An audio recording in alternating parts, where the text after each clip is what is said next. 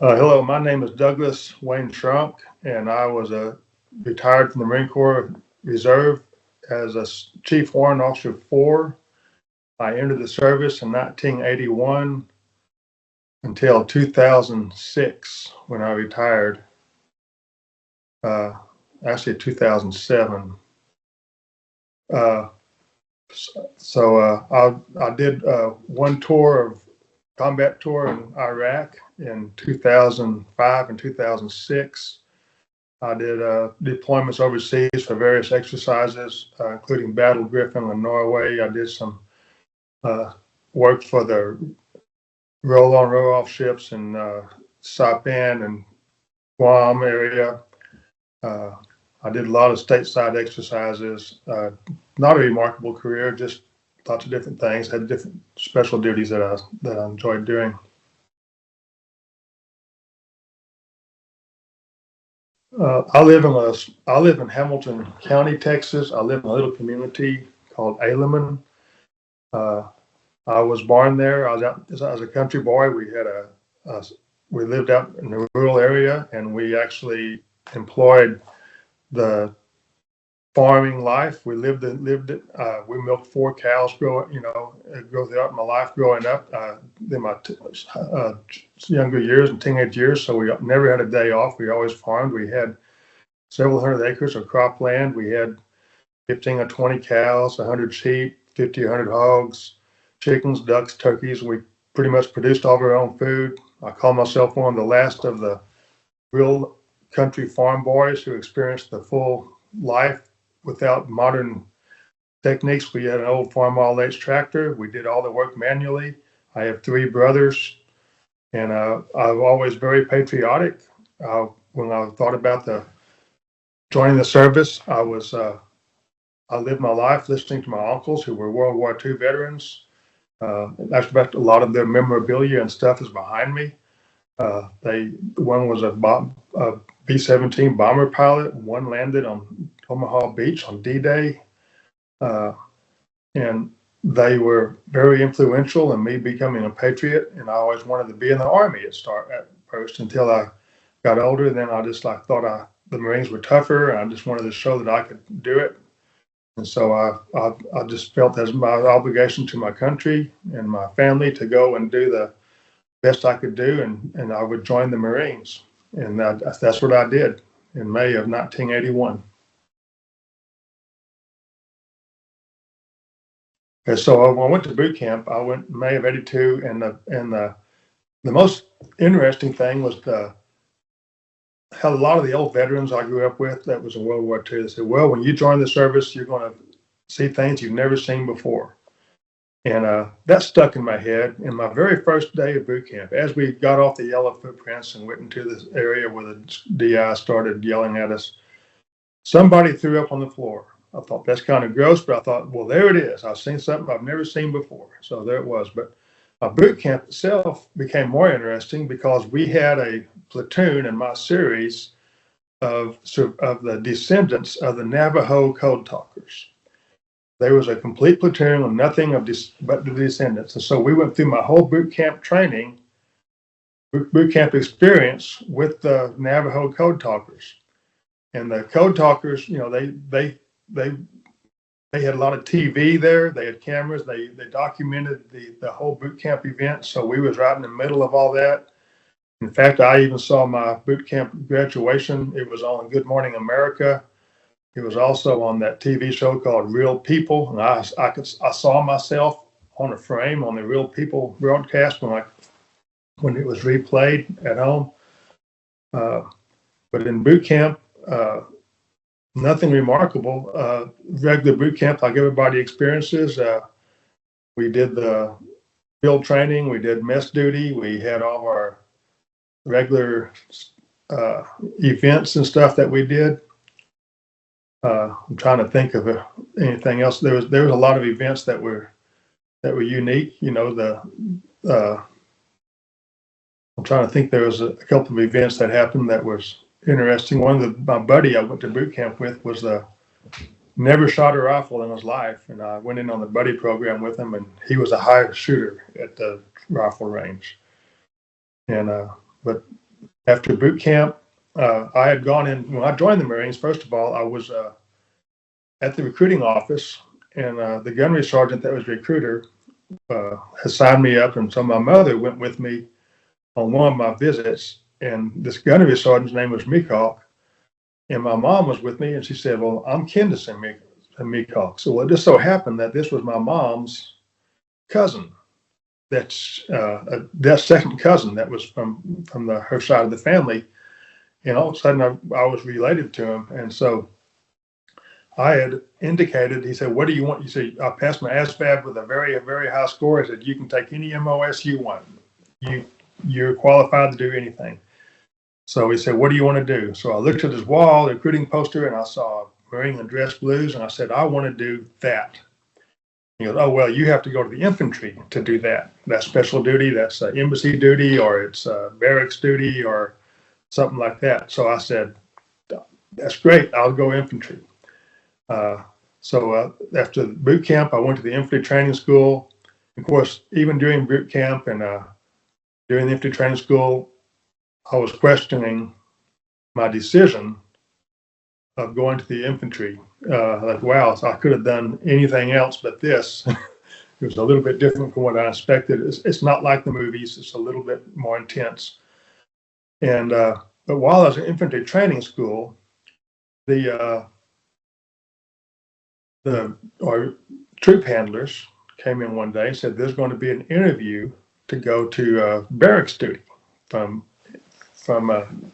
infantry training school, and actually specifically the Marine barracks in Washington, D.C. And they said everybody that's 6 feet tall or more is required to go to this interview and talk to this recruiting team from the Marine barracks in Washington, D.C., 8th and I, and we'll go to the interview. So I thought, well, here's my first opportunity to go to barracks duty. I was apprehensive.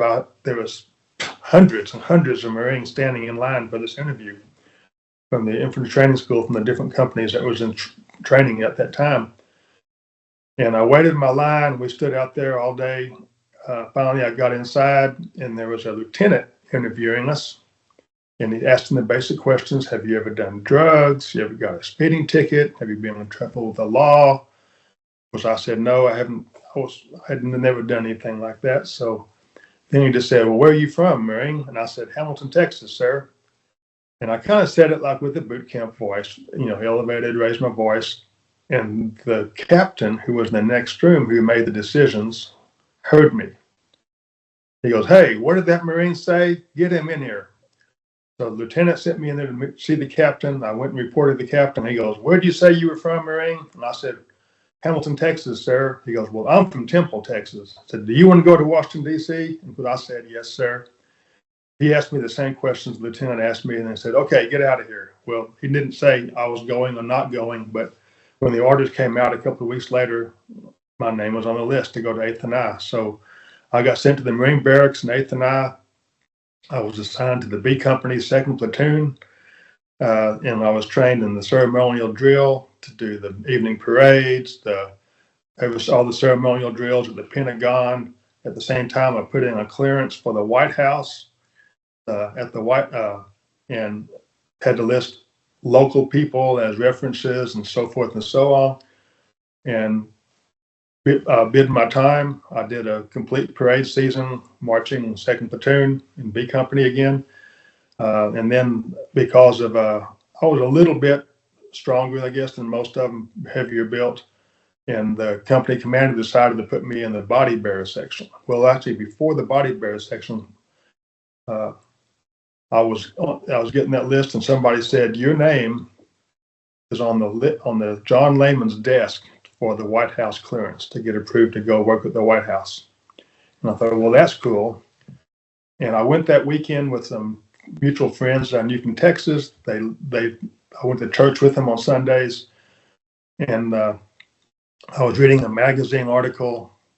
This is a little bit of history. Most people shouldn't be able to find this easily, about a guy, I think his name was John Schrank, same last name as mine. And it was a story about him trying to assassinate the former president, Theodore Roosevelt, who was running for re-election, and he failed, which the guy was not kin to me. But here was my last name on this article. My name was in John Lehman's desk, and I was terrified that he's going to have read this article and I will be kicked off post haste, Well, as it turned out, that week my name was signed. I got assigned I accepted in the White House duty, and I started doing the details at the White House, in addition to being on the body bearers and doing the funerals at Arlington Cemetery, carrying coffins, and then various other local cemeteries throughout the Washington, D.C. area.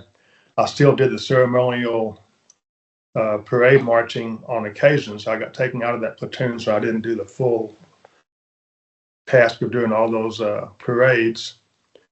I went to the work at the White House and stood right there by President Ronald Reagan just frequently. It was every couple of, like 2 or 3 times a week, I would go. And because I was in body bearers, there was actually 3 members of the body bearers who were on the White House detail.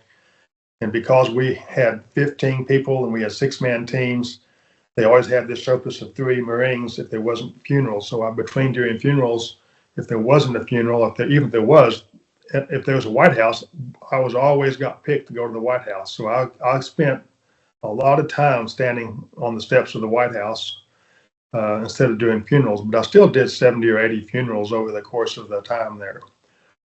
And I went to the funerals were pretty interesting. It was quite an honor to be selected for that and to be there. I participated in the funerals of the former Secretary of the Navy. Actually, I believe it was the medal. I can't think of his name now. That was a Medal of Honor winner on the Battle of Tarawa. He retired as general. I participated in his funeral. That's terrible. I can't think of his name because that's one of the battles I studied the most. But I did several. I was really quite an honor to serve at those funerals, and sometimes I was even in a marching platoon because of my seniority with the body bearers. I got injured in the body bearers. I was on a training exercise. I injured my knee, so I was out for a little while for surgery and stuff, and that causing me problems with being in the infantry. And so I tried to make a lap move when my time came time to re-enlist, and I went to the career planner, and they had me froze in the infantry. So I got out and I went into the reserves, and I became a tank mechanic. And I joined the reserve unit in Waco, Texas. It was called Ordnance Maintenance Company. I joined it as a corporal, and they sent me the tank mechanic M60 tank mechanic school. I was at 2145, and I trained as a tank mechanic, and I went to several exercises working on M60 tanks, or using the recovery vehicle, the M88. 2 years later, the LAV came into the service, and they needed LAV mechanics, so I went to the LAV mechanic school in Aberdeen, and I was the senior sergeant in my class that was participating in that school, and I completed the school, and then I immediately after the school, I was selected for staff sergeant, and as far as I knew, other than the actual training people that had trained on the LAV as part of the program, from the formal school, I was the first staff sergeant promoted after this class, the school, the first one on the reserves, for sure. So I became a 2147, and I went on, continued doing my reserve exercises. I went on extended caxes and 29 palms. I would always volunteer for extra time. I would go other places as well. We went to cold weather training, which is coming in handy this time of year as we're talking. We went to Camp Ripley, Minnesota, and we slept outside. I have a certificate right here in front of me. Actually, I just have it on my desk. It said that we slept outside and the temperature was 20 below zero. And that we was doing our survival night out there when that happened. And So I completed that training. Then I went to another cold weather training in New York with similar training exercises, which led me to go to exercise Battle Griffin. I became in between those times as a staff sergeant. Well, actually, before before I went to after I went to Norway. No, I'm sorry. Before I went to Norway, I got called up for a Desert Storm. Desert Storm started in 1990. And in October of 1990, they mobilized about 160 reserves to go to Kaneohe Bay, Hawaii, to continue the maintenance of these are mostly from like the maintenance battalion and supply battalion Marines to maintain activities and continue pushing gear, repairing it, and pushing it forward, because most of the troops on Kaneohe Bay had been deployed to Saudi Arabia at that time. So we took over the maintenance facilities in Kaneohe Bay. I was on the amphibious assault vehicle section. I believe we had 31 Amtrak's, amphibious AAV-7s on the ramp that we were working on. When we got there, there were literally engine power packs laying on the ground, tracks spread out, pieces everywhere. It was just like they had been in the middle of a big, let's tear everything apart and put it back together exercise, and they left it sitting there for us. So with my 8 mechanics and myself, and then we had 8 AAV operators from Florida that came with us. We all worked together and everybody became a mechanic. We started putting these AAVs back together and we assembled them all, and we got all of them running but one during our time there.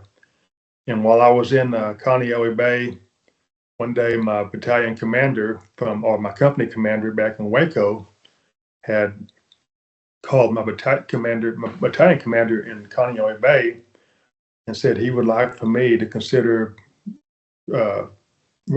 accepting or putting in a submission for warrant officer. And so the colonel called me in the office and they talked to me, and I thought, well, that sounds like a good career move. So I accepted and I started building my package. Did all the requirements. Of course, I was going under doing the recommendation that I had to go through the 1st Marine Expeditionary Brigade's criteria. So I got lumped in with all the active duty. And by this time, actually, after working on these Amtrak's, Desert Storm had ended and all the regular troops were coming home. And they had us there just kind of filling in the gaps until everybody got back in place and got back online. And it was during this time that I went through the selection process with the 1st Marine Expeditionary Brigade. And I got lumped in with all the active duty applicants.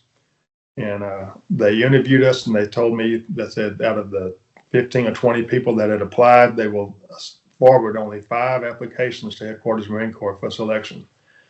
And I was selected as one of those 5 to go for warrant officer.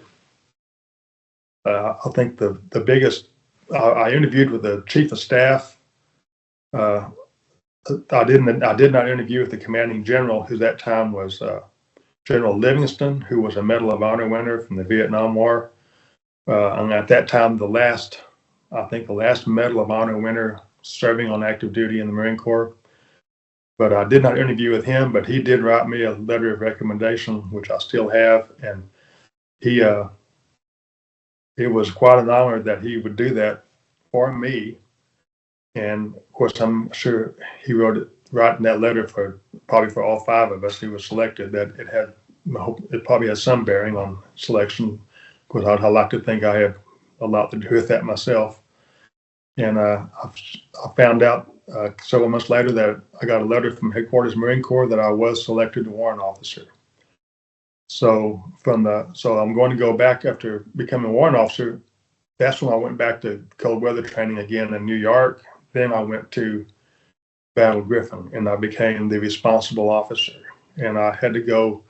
We drew all this gear out of the caves they had, and I was sent there to sign for all that and account for it. And I stayed there 6 or 7 weeks, from the beginning to the end of the exercise to make sure all the gear was accounted for and turned back in. And I was a CWO2. I think I just made it 2 by the time that happened. That must have been 1997 or 96 maybe when I went there. And so I was, at the same time I was in Waco, I was a platoon commander for the track vehicle platoon. I went again to many exercises, and time went by, and I worked my way up. I became a Chief Warrant Officer 4, and before 9/11, that year I was slated to go to a fire X on Fort Bragg. I was supposed to go to the Saipan in Guam, where I did that one extended exercise working on the ships that had the gear. This was all prior to 9/11. And then I was supposed to go to Egypt about on September 20th of that year, which was after 9/11. But all the gear we worked on, we repaired a couple of dozen pieces of equipment on those ships. It's rather difficult in those tight quarters to get under there and do some repairs. But we pulled it off. And those very ships, then just a few weeks later after I left, they got sent toward the Afghanistan, Iraq area, Kuwait, to prepare for what would become Iraqi freedom, and the exercise in Afghanistan, supporting them.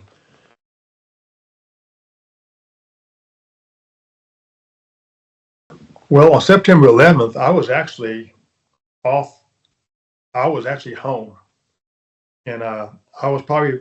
It was ironic. I was maybe the last person to hear about it because I was back on my civilian job. I worked at a women's death row in Texas as a prison, and I had a day off, and I was taking my wife to the doctor, and we got to the doctor's office in Temple, Texas, which is the first big hospital that's close to where I live. And I was listening to the news. There was TVs, but not the news. And I heard some nurses talking. And I said, well, this must mean we're going to be here all day long. And I kept on hearing comments where the medical staff was making stuff like, why, whatever. It's like everybody seemed in a different attitude, but I had no clue what was going on. I was just sitting in the lobby waiting for my wife to come out. And when she came out, we had to drive to Waco to get some print or some kind of a medical test she had in another hospital. So we got in the car and we was driving to Waco down the interstate. And this is probably noontime, midday easily. And we still hadn't heard anything. So my wife calls her co-worker and says, well, I have to go to Waco, so I'm not going to make it in today at all. Well, that's when we first found out that those planes had hit that World Trade Center and the Pentagon and stuff. And they had already, by that time, everything had collapsed. And of course, I have a sister-in-law that lived in that area, close to New York, close to that area. So we was concerned about them. And I was just like, oh man, this is going to be it's going to cause a lot of reaction. And when I was in Washington, D.C., we had trained, our companies, we trained annually on riot control and terrorism tactics and techniques. And so I have had pretty serious training about terrorism and riots and control and stuff like that. We had lumped them all together. And so I kind of knew I kind of understood right off the bat what was going on and what the consequences of it would be. And I just thought, hey, I said, this is going to affect a lot of things with us. And of course, I didn't find out the whole extent until we actually got home. I could see it on TV what was happening. But I was kind of, first of all, I questioned if we was going to continue with exercise. I think it's called Bright Star, which was in Egypt. And I was supposed to go and actually work on those ships and unload those ships and help maintenance operations at the port so the exercise could take place. And I had already taken all the pills and all the shots, all the malaria stuff, and it was just a few days away. And of course, didn't take long. I got an email that said, "Hey, we're not going to go. At first they said, well, we're still going to push and see if we do this. Then the air traffic was controlled, so they said, nope, this whole thing's canceled. We're changing over to war footing, and so I kind of got backed off. From the reserve perspective, it didn't have an immediate impact on what we did, except it just made our training a lot more serious. And we just stood by waiting to see if anybody was going to be called up. And so as time went on, we did our support, because we still, even in the reserve status, we still supported units all over the country with repair of weapons. Because ordnance maintenance, we did weapons. We did small arms, we did optics, we did the heavy guns, we did the M60 tanks, the LAVs, the AAV, with the up-gun weapon station, and ballistic vehicles, we maintained all that. So anything that would roll and shoot, or that you used to sight in to shoot, we fixed it in my company. So our tempo picked up quite a bit. We had a few people that we would do extended time to help out with the active duty I&I staff. We would send contact teams throughout to different places around the country to support maintenance and repair of equipment, to prepare for a possible deployment. But we didn't really physically, very few, I can't think of anybody that deployed. I think there was maybe a few, but they went to stateside stations until 2003, when Iraqi freedom kicked off. That was when the first deployment for our Marines took place, a major deployment. And so we had sent a few people to I forgot what country it was, but we mobilized about 20-something Marines from my reserve unit in Waco, including myself, and we went to Camp Pendleton to the first Marine Division and first Maintenance Battalion. And when we got there, they had already, the whole battalion had pretty much rolled out and was already in place in Kuwait. And so they left a small detachment of the Marines that was mostly had medical issues and stuff. There was another Chief Warrant Officer 4 there that was actually the acting battalion commander. And he was there because he was retiring in like 30, 45 days. And then they had a first sergeant, and I had a gunnery sergeant in my section, an ordnance maintenance company. So when we got there, we sat down. We had a couple of CWO2s, and so we kind of tasked out, and I became the acting officer in charge, or officer of the ordnance maintenance company and the engineer maintenance company. Mainly because they were side by side on the maintenance ramp. The buildings were next to each other. The other people, one put the motor T maintenance, and then one to the general maintenance, general services maintenance, where they rebuilt all the engines and stuff, the bigger echelon equipment, and then one went to the optics repair shop, electronic maintenance. And then that warrant officer kind of stayed as the overall commanding officer of the whole battalion. Well, that's pretty much where we sat. So all the new Marines that came out of the MOS schools that was maintenance related, because of the structure that was happening and restructuring in Camp Pendleton, they put every single maintenance related Marine in our battalion. And so we got there. They probably had 25 or 30 Marines in the whole battalion. When we got there, we reinforced them and brought them up to about 60 or 70. We had a few supplemental activations where we probably got to be 150, 120. And then, the new people started coming in. So every week we'd get somebody would graduate from a class, or there would be an influx of maintenance Marines come in. And then the other Chief Warrant Officer 4, he retired and he left. He just one day said, "Hey, you're in charge." I was the only other CWO4, so I became the acting battalion commander. And I had, there's 7 companies within the maintenance battalion that I was in charge of. And we continued to work on equipment and support or the missions of the training that was still going to go on, and then what we could push forward into the theater of operations. And as we sat there, my role, I had to go to staff meetings with the 1st Marine Expeditionary Brigade because I was pretty much the only other person there that would do it. So we planned for a lot of contingencies, not just what's going on in Iraq, but around the world. And I kept them updated on our capabilities and logistics of what we could do and could not do. I was kind of put on the spot. We had a first sergeant that had stayed back, that active duty, that had retired, and the colonel called me one day and said, we're going to have a full retirement ceremony for this first sergeant. And I said, I've only known him for 60 days. I just don't know him. He really didn't work for me directly until this last couple of weeks.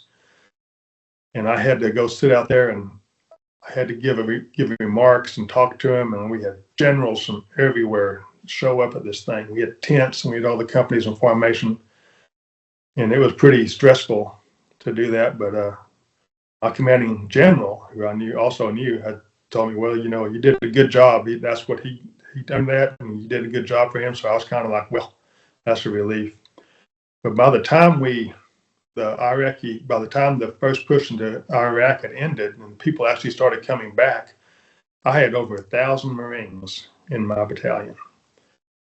And most of them were slated to be first, second echelon. They go into line companies, but we didn't know that until people started getting back. So I turned over in May of 2003, I turned over the battalion back to the drill battalion commander and helped him sort things out. They had all their people and all their staff back in place, so they already had their handle on it. And then they took the reserve Marines and they turned us into another company, combat service support detachment in their battalion. And so as the gear came back from Iraq, it all went through Camp Pendleton, and we did LTIs, limited technical inspections, on all this gear, and we turned it back to operating condition if it wasn't, and we checked it off and we sent it back to the reserve unit. So all the reserve gear came back to the 1st Maintenance Battalion / our Combat Service Support Detachment that was part of them at that point. And we stayed there for another 4 or 5 months repairing gear coming back from Iraq before the redeployment. It was after that I went back to my reserve unit in Waco, and the active duty instructor on that staff had medical problems and was medically retired / relieved from his duty in that company. And so the battalion called me and asked me to stay there as the acting inspector instructor for 6 more months of active duty. So I agreed, and I continued in that role. And at the same time, we did further deployments to support the Marines in various parts of the country and in Iraq.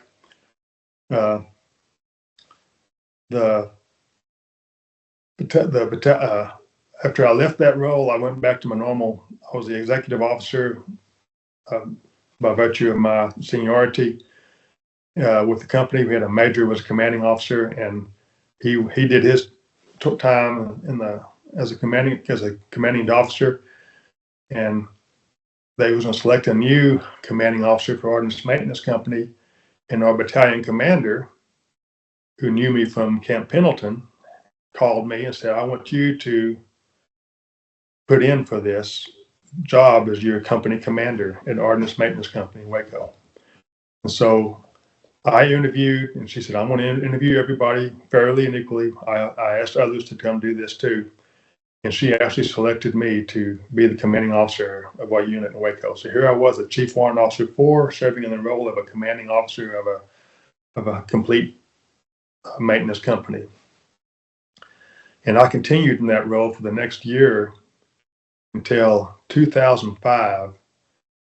And the Marine Corps came down and decided that they was going to make a civil affairs unit, 2 provisional civil affairs units. So because we only had 2 civil affairs units in the Marine Corps, both of them were reserve units, and they had been going every 6 months back to back to back to Iraq since this thing started, and they had already had 2 deployments under the belt each. They're starting to wear them out. They couldn't live a life. And so the Marine Corps decided we're going to create 2 provisional civil affairs units. So they made civil CAGs, we call them, civil affairs groups. One of them was CAG 5, and then I became part of CAG 6. And for CAG 6, the nucleus of that group was officers coming from the 4th Maintenance Battalion, based in Charlotte, including all the companies that was out there throughout the United States. So that included us, and so I got selected to be as one of the people that would go on the civil affairs teams. We was very officer heavy. We had 65 officers in this unit in CAG 6, and out of I think 195 total Marines.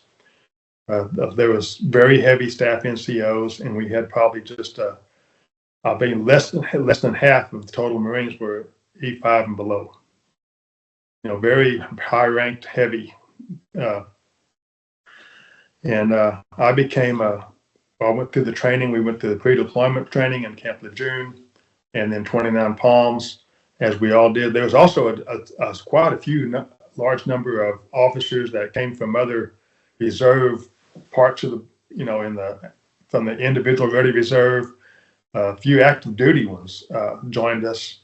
But we kind of piecemealed together. We all trained together. We all became a pretty cohesive unit, and we deployed to Iraq in 2005. And when we got to Kuwait, we got on a C-130. We was going to fly. My group was going to split up. Some of us was going to Al Taqidim and then splitting up the different cities from there. And then another group was going to go all the way out to the other side of Iraq, and then they would split up and go do their teams. So we had teams, and then we had civil military operations centers that would be set up in different cities. So I wound up becoming they called it the security officer of the Civil Military Operations, the CMOC. Okay? So we created the CMOC, and we went to Iraq. I wound up becoming what we call the security officer at the Civil Military Operations Center in Fallujah. And this was, right not too far past the end of the battle of Fallujah. And we were in the very middle of the city. We had approximately 10, 11 Marines assigned there. We had meetings with the city governance of Fallujah, the sheikhs, the imams, Mukhtaris, everybody that had a title wanted to come meet with us. We met with the contractors. We tried to initiate the construction of projects, the water plant, hospitals, women's center. Tried to improve the quality of life for the everyday person who lived in Fallujah. Because of the battle and the fact that Fallujah was so volatile and dangerous, and most of the civilians had left the city, before the battle, and they was coming back. And so my role became what's called the biometric automated tool set, where we would take the local person as they came in. They would always bring us a letter, and I was actually trying to find one. I have a couple of them here and show you a letter that they would write to us to say, I'm a resident of Fallujah, because it had to be translated, and it was pretty garblish, pretty sometimes kind of funny the way they translated it. And they would say that I'm a resident of Fallujah, and I want to get a ID card, or they call it a badge, that would allow them to enter the city through our checkpoints, make it easier for them without, they would still be searched and so forth. We had different levels of badges. We had the normal citizen badge, we had a contractor badge, we had a government official badge. We had different levels that we would issue to different people, and including we would even authorize some to carry firearms or security for for like the mayor, for example, had to have people around him with firearms and for protection, because the insurgents who were still running throughout the city took offense to the fact that he was sitting at meetings with us. And so I was the one that authorized all those badges, and they would come in with the letters. They would also show me their ID, their documentation, which was a Gencia and a Patacotamania cards that they would have. One was a food ration card, and the other one was, I think, just like a regular residence card. I forgot which is which now. I actually learned, I had an interpreter that always worked by my side all day, every day. And he would help me with the translation of these things, but I actually learned how to read the different cities on these cards in Arabic, reading it backwards and all that stuff. So I thought that was pretty cool that I could identify the cities. It would be different. We had 5 total translators in my CMOC. And the CMOC was, of course, I said that before, it stands for Civil Military Operations Center. And so we had, because we had so many meetings going on, but one of these translators was always mine. It would always be a different one most of the time to help me out. So the translator would read me, we would translate all these cards and these letters, if anything was written in Arabic. And then we would take a notebook and we wrote the name of every person that we came into our building. We would log their name into a notebook. And the translator would write the name in Arabic, and then he would spell it out in English, what it translated to. And these were really quite some remarkable men. There was 2 or 3 of them that they were as much American as we were, and they believed in the cause as much as we did. Then they were as brave as anybody could be. And they came under fire, and they had their tough moments and too. And so there were several events that were quite startling and shocking. That first of all, being at the CMOC, we would come under indirect attack, indirect fire attack. We would be mortared, and every week we would get. It seems like I think it was on Thursday we would always get rocket attacks on us. Some of them quite close and caused a few casualties as far as injuries. Nobody was ever killed by them. The mortars would be more of a nuisance. They landed close to us, and I was sitting at a window one day that was completely sandbagged behind me, and I was leaning up against the sandbags, and then we had 5 mortars land, and one of them landed on the outer wall next door to those sandbags, and all those sandbags, the sand just went poof right over me and just covered me in dust because of the concussion from that mortar that landed. Literally, you could say it was 3 feet from where I was sitting, but of course, behind a concrete wall and the sandbags. And I thought, wow, that's because we went out, we did the assessment and everything, and we saw the strike, we saw the explosion, and we were like, wow, that's crazy, because the concussion of the sound even was pretty dramatic. We would be pretty close proximity to the vehicle through IEDs. We had a vehicle-borne IED attack on a convoy entering to our compound just right outside our gate.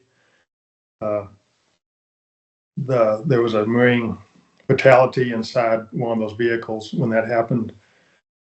We had a suicide bomber blow himself up at our entry control point right outside our gate. And there was the only American casualty, or the injury, was from one of my interpreters. And so I was there, and I picked him up, and me and another Marine, we carried him to a Humvee to get a medevac. The worst thing that happened, I guess, we had a sniper attack on us one day. It was on January 5th of 2006.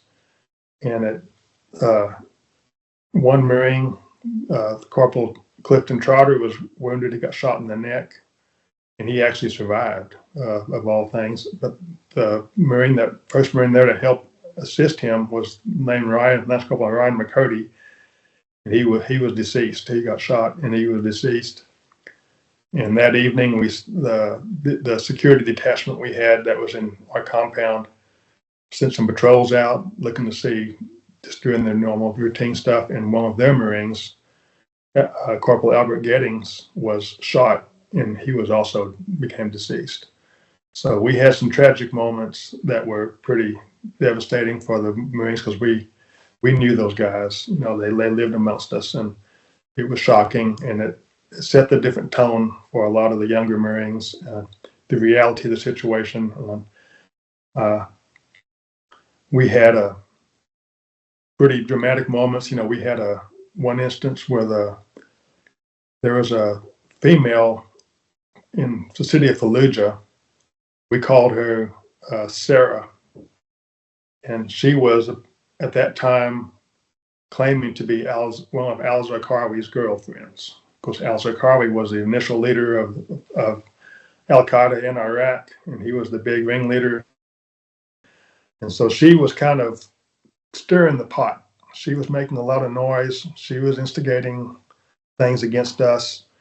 And so the battalion commander decided, or somebody had decided, that they should pick her up and kind of put things in check. So there was we knew the coming operation. So that night we got set up on the roof and see if there's going to be any fireworks go on, but we didn't see nothing. Nothing happened. And there's always shooting in Fallujah, by the way. There's always tracers going through the air. It's a crazy environment. So they picked her up and secured her in the compound in Camp Fallujah, a couple of miles outside the city.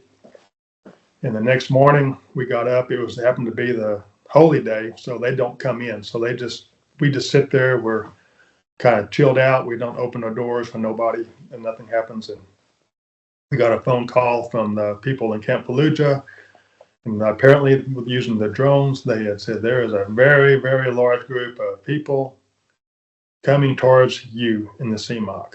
And we ran up on the roof and we could hear them chanting and stuff, kind of like you see on TV. And it's like, oh, Harn, this may not be good, And so we could hear them, and you could see a few people, but there was obviously a lot more than we could see. Well, then some of the senior sheikhs who we dealt with on a daily basis came forward, and we let them into the CMOC, and we got the battalion commander to come in, and they sat down at the meeting, and they discussed this female named that we call Sarah, and they agreed to let her go. But the sheikhs had to promise to keep her quiet. In other words, there was some conditions to this.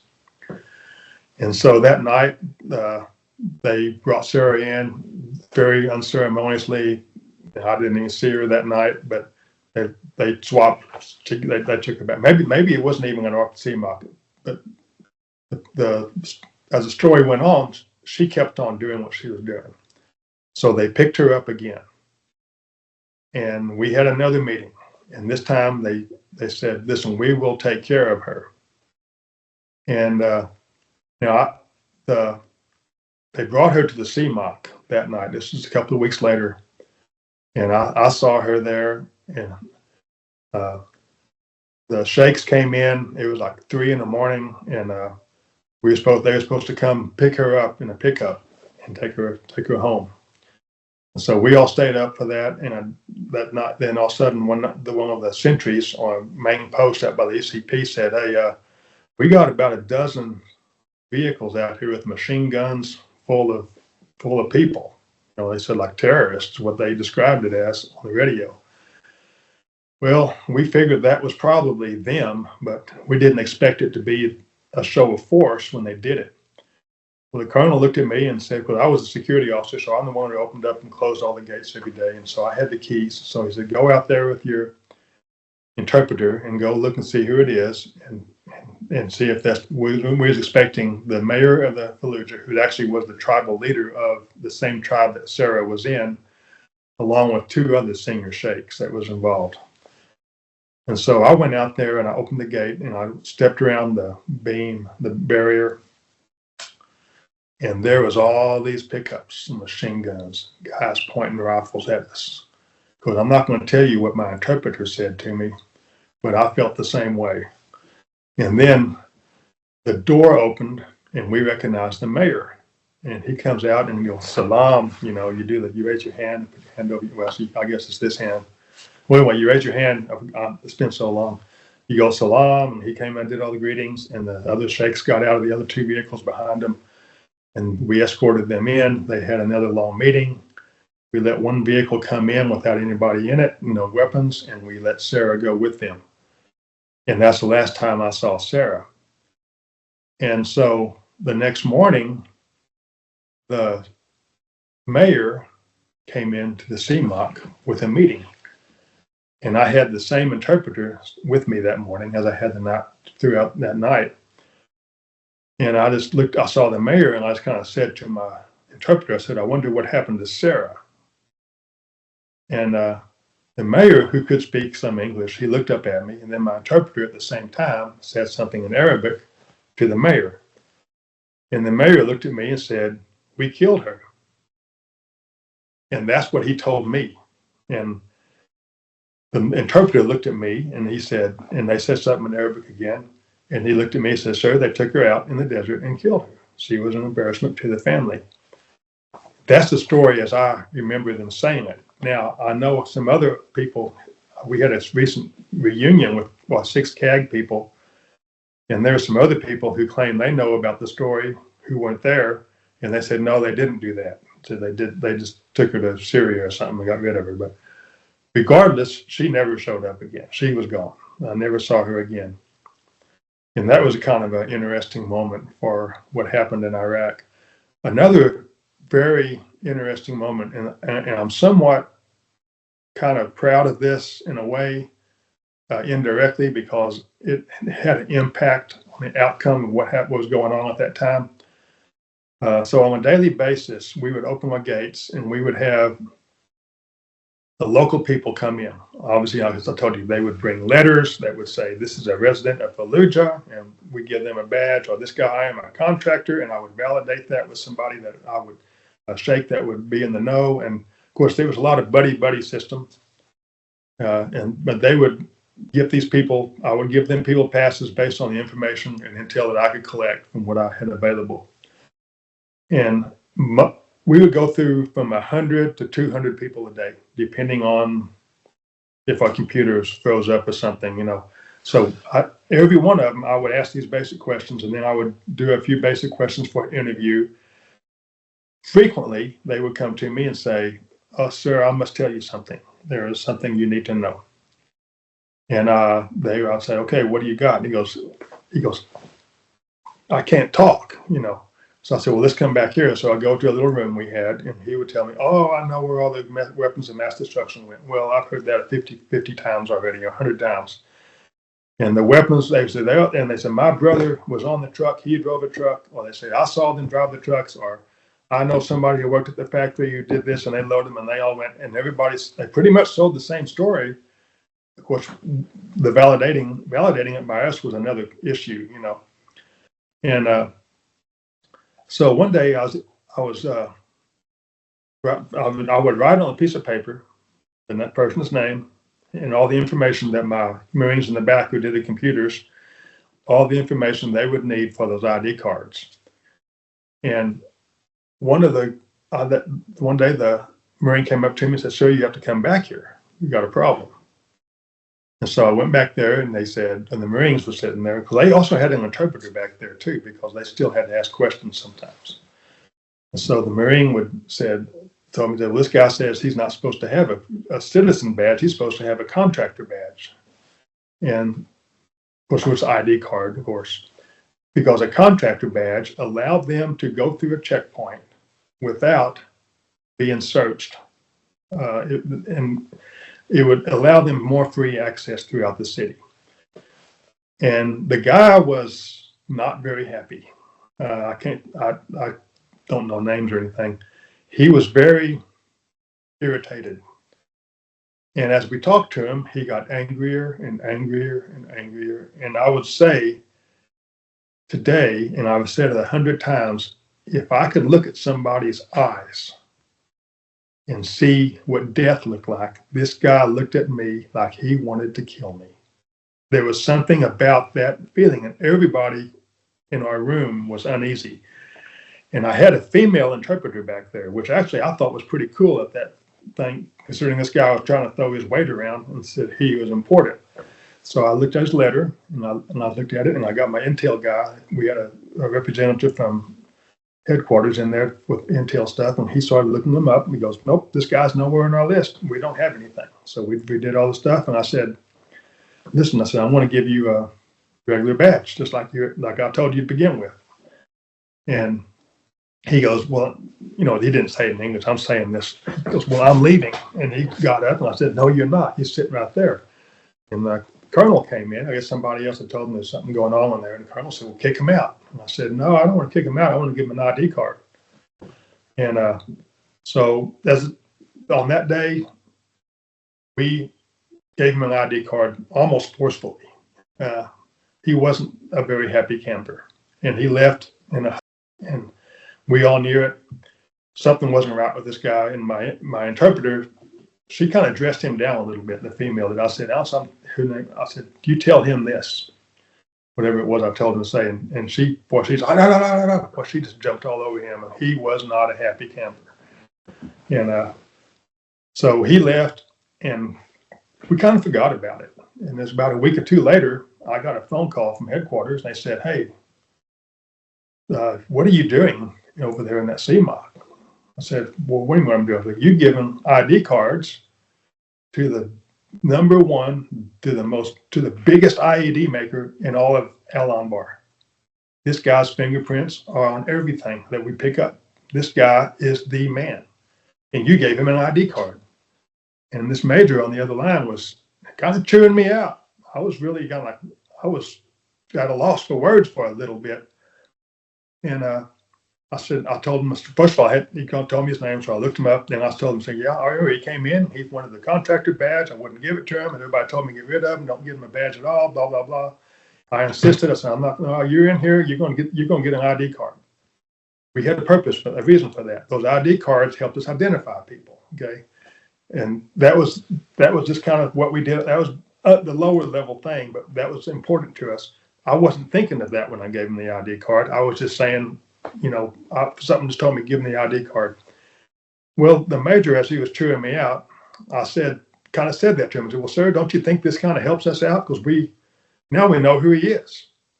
All you got to do is put in a loadout, and the next time he goes to a checkpoint, because we scan those ID cards, we got a hit, and we pick him up. He goes, wow, you're actually right. Oh, forget everything. You did a great job. I wasn't thinking about that.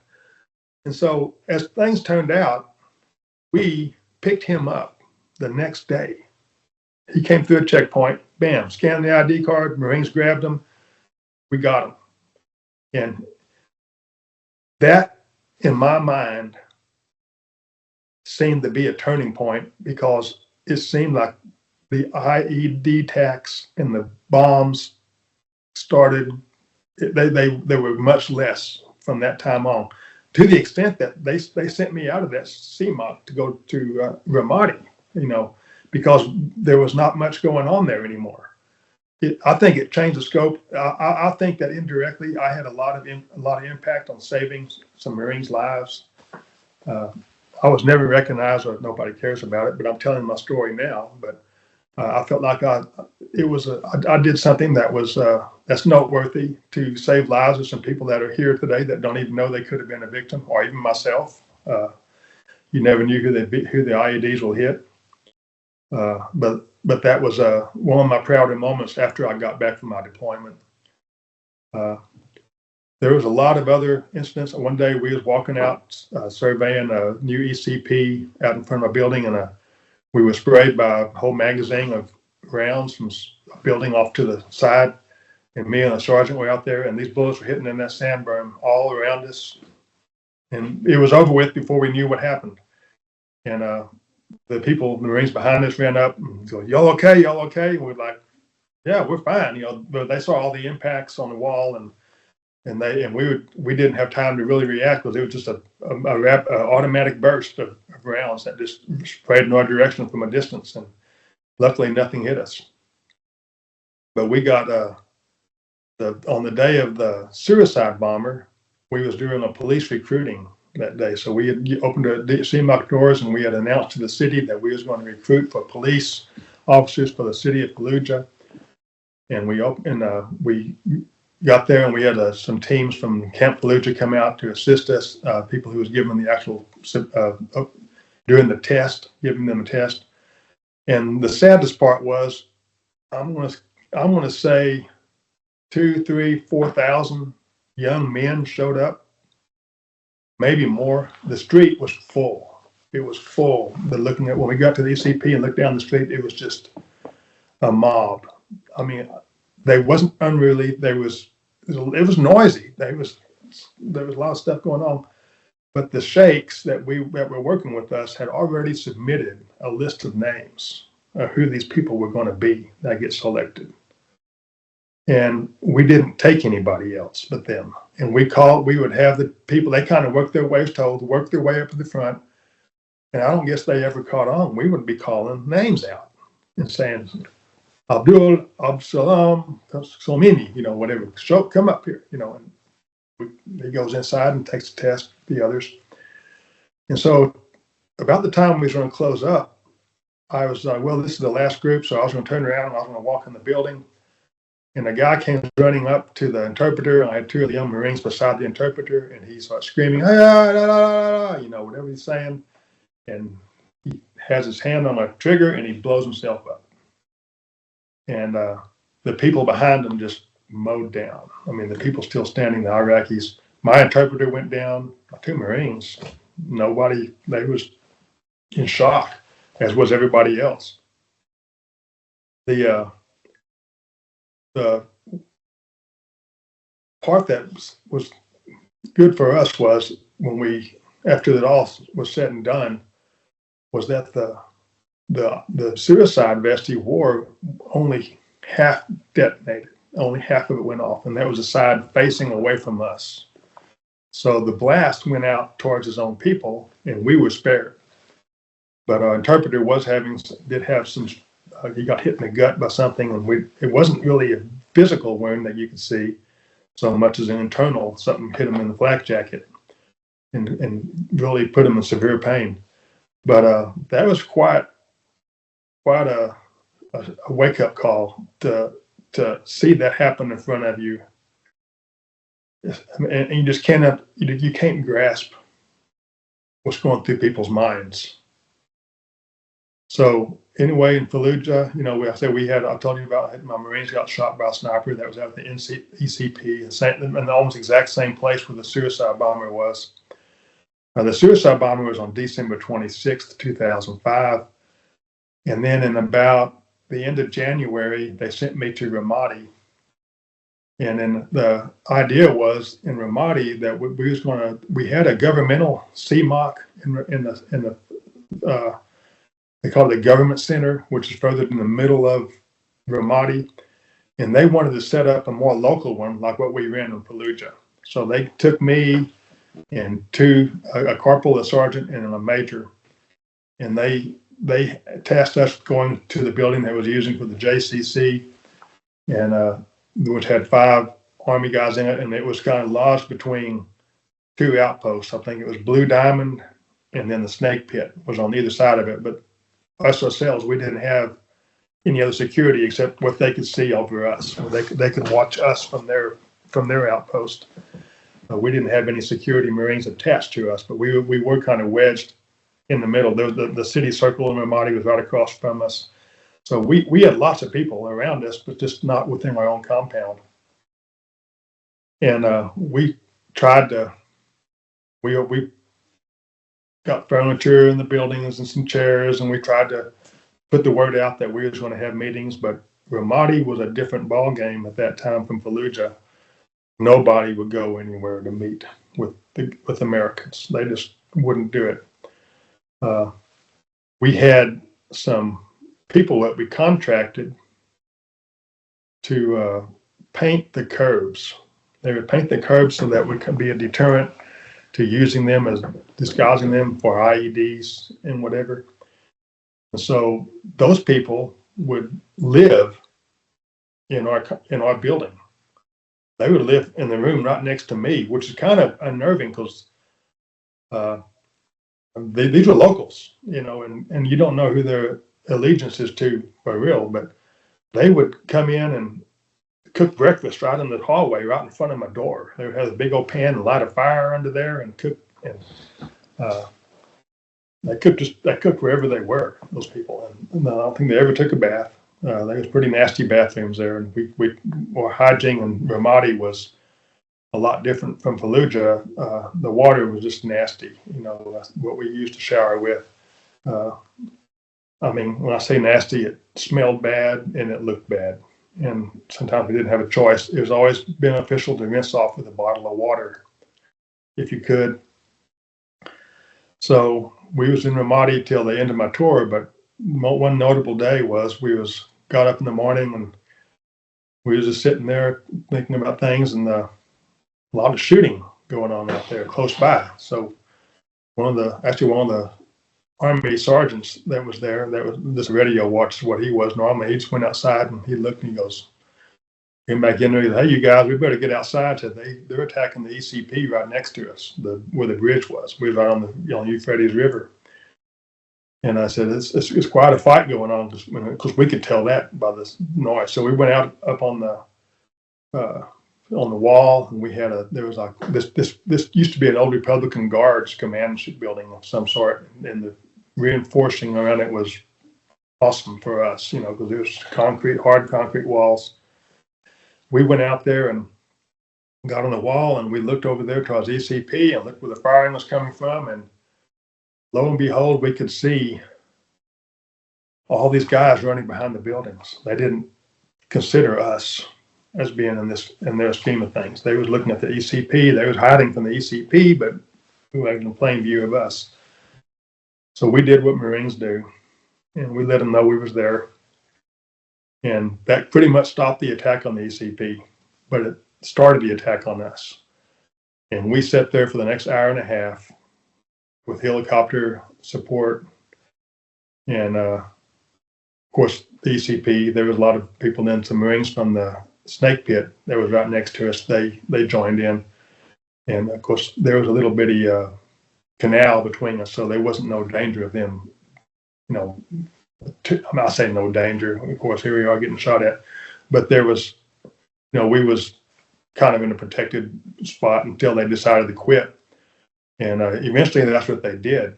And we know we wounded some of them. I don't know if we did any further damage. I'm not going to speculate, but we did know the most striking, the most shocking event of that morning. And this is saying this just to try to describe what goes through your mind when you're engaging. First of all, pulling the trigger for the first time with somebody to your sights seems like it takes hours. It seems like you do think of everything.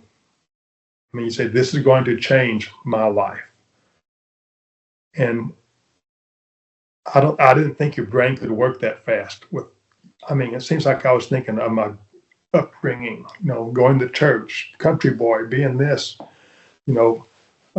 my honesty, my working at the White House, everything just goes through. And I'm like, I'm going to pull this trigger and that's going to change it. And I pulled the trigger and then it's over. And then all of a sudden it's like you're on a high, and it's like you let everything goes loose. You just have to you're like, okay, you cross that line, and now you just go, you move forward and you engage. And so we knew we had wounded one guy, and we could see him on a berm. He was crawling, and you could see his backside kind of bumping up every couple of seconds and so.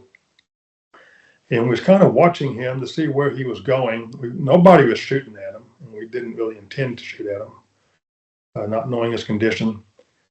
And he obviously wasn't carrying a weapon at that point. But he crawled up in front of a house that had been shooting at us, and where there had been people in the shooting, and there was two double red doors in front of this house. And he stopped, and then those two doors open up, and then they swing open. I can see 5, 6, 7, 8 guys, military-age males, standing on either side of those doors against kind of like a wall or the edge of the doors, like where they can see outside, holding AK-47s or whatever they was holding. And I thought, oh man, it's on. But at that same moment, they pushed a kid, I'm going to guess 12 years old, 10, 11, 12, 13-year-old kid wearing a white band dress.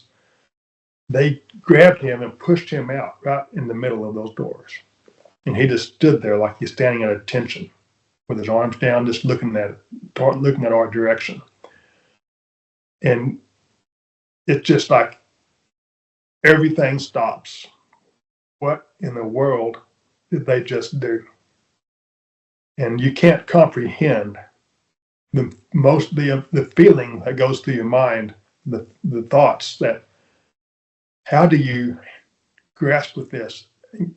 And I was going, can I shoot over his head? I mean, those are obviously bad guys behind him that don't need to be there, But there is nobody going to take that chance to do that and say, I'm going to kill a kid. That doesn't happen in America. We don't do that in the Marine Corps. Nobody would do that. And we were just stupefied. And of course, we all had ACOGs, which is a scope. So I could very clearly see everybody, what was going on. I mean, it was simple, easy, blown up stuff.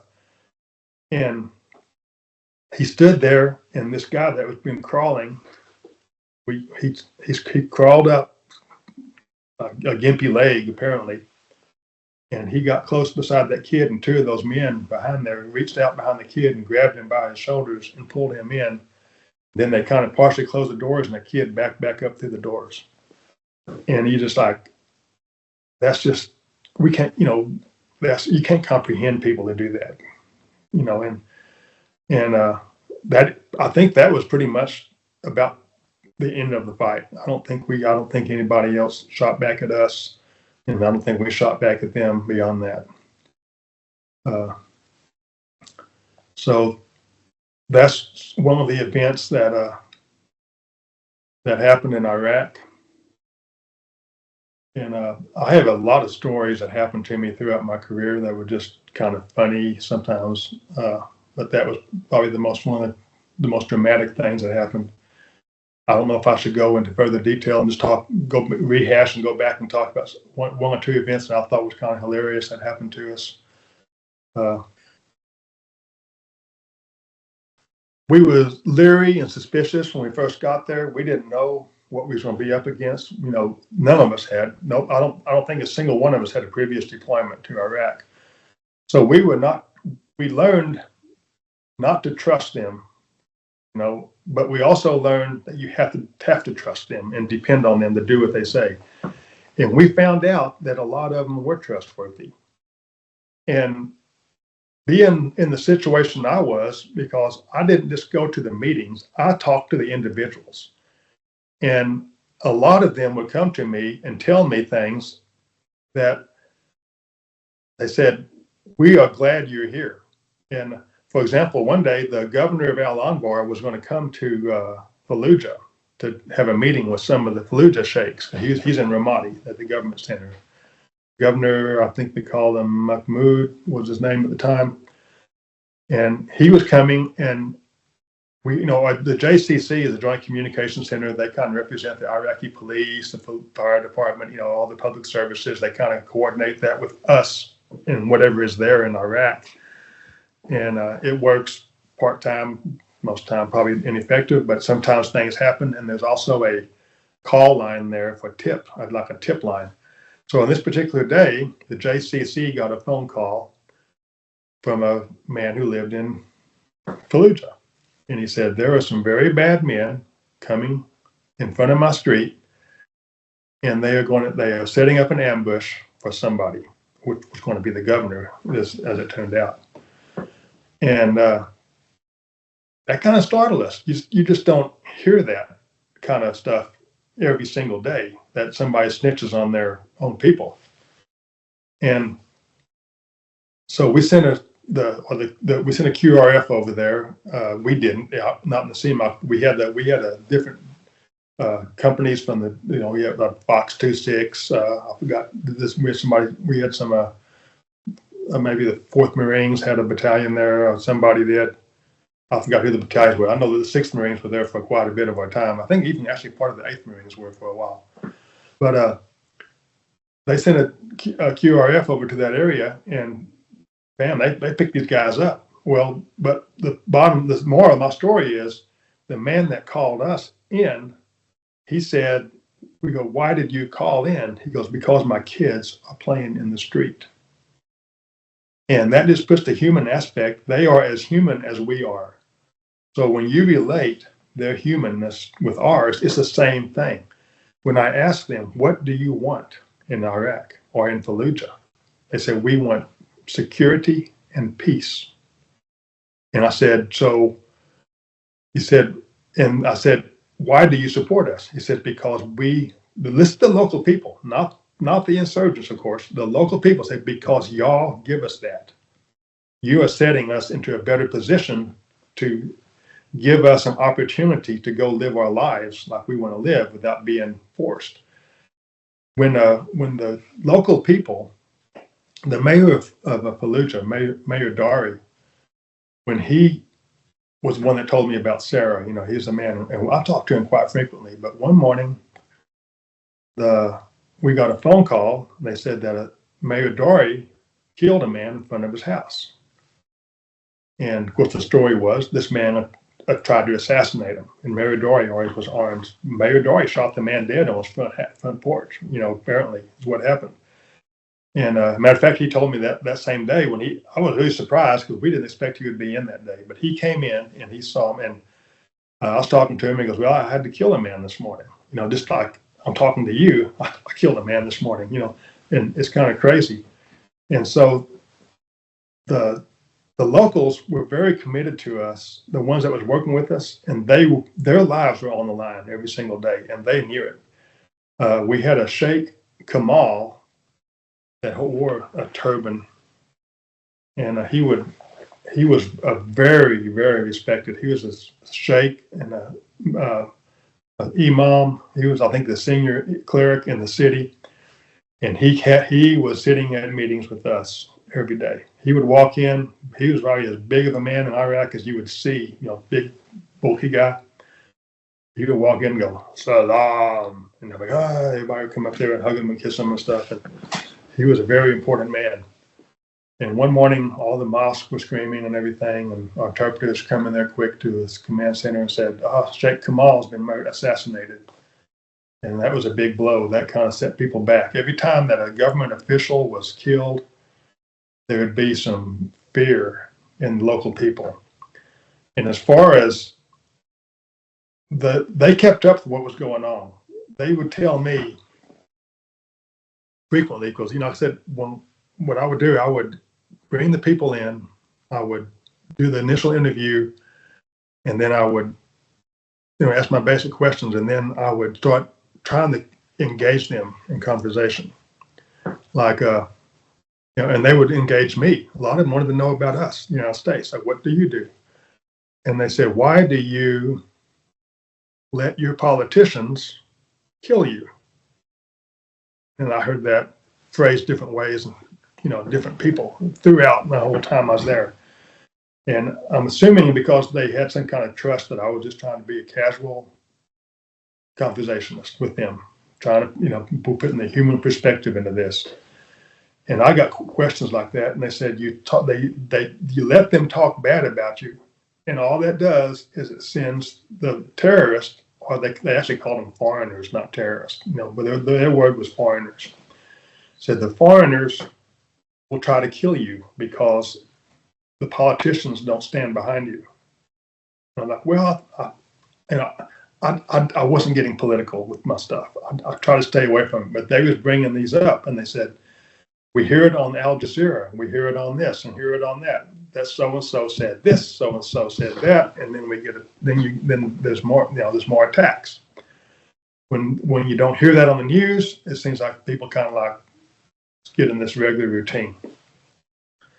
And one day I was sent to go outside of the city of Fallujah to we call it EFLT.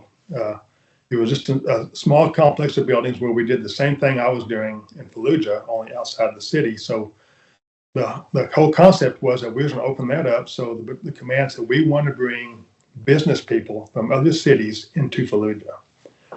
So we put the word out, and I interviewed probably a couple of hundred people that day, but there was from Baghdad, there was actually, or from Ramadi, or there was from all the small cities, around outside Fallujah, Al Taqidim, can't even think of all the names of the towns anymore, but there was from all these different places, and they wanted to come into Fallujah to sell their products. And so I brought him in. I had a different interpreter I didn't normally have with me, but I knew who he was. I'd seen him around before, and we was in a big tin building that probably had 150 people, 150 men. Okay, these are all males, and most of these guys were all wearing business suits, which was really kind of funny in Iraq. Polished black shoes with long points on them.